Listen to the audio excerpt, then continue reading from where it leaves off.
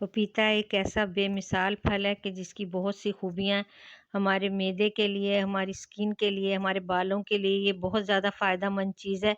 इसकी आप स्मूदी सुबह अगर पीते हैं बना के तो आपको बहुत फ़ायदा होगा। बालों में अगर लगाते हैं तो वो बाल भी बहुत सही और चमकदार कर देगा। इसके साबुन भी बने बनाए आपको मिल जाते हैं। स्किन के ब्लैक निशान दूर करने में मदद देता है, स्किन पे ग्लो लाता है, स्किन को इवन टोन करता है, स्किन के पिंपल्स ख़त्म करता है। इसके अलावा ओपन पोर्स का मसला भी इससे हल हो जाता है।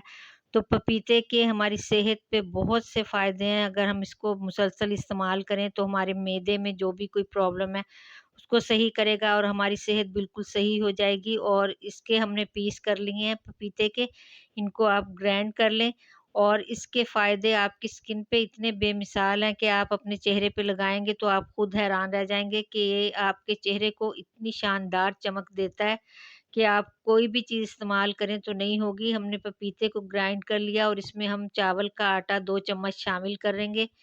चावल का आटा भी हमारी स्किन को बहुत ज़्यादा फ़ायदा देता है, हमारी स्किन का काली रंगत जो होती है उसको सही करेगा, हमारे ओपन पोर्स को सही करेगा और हल्दी हमारे ब्लैक निशानों को दूर करेगी, तो थोड़ी-सी हल्दी भी हमने इसमें शामिल की है।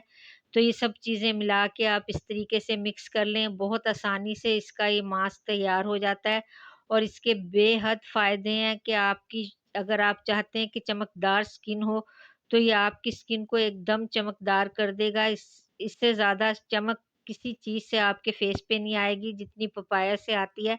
तो इसका मास्क अगर आप अपने फेस पे लगाते हैं तो आपके फेस के सभी मसले तकरीबन हल हो जाएँगे। आपके चेहरे में ग्लो आएगा, आपके चेहरे पे चमक आएगी, आपकी ओपन पोर्स का मसला हल हो जाएगा, ब्लैक निशान दूर होंगे।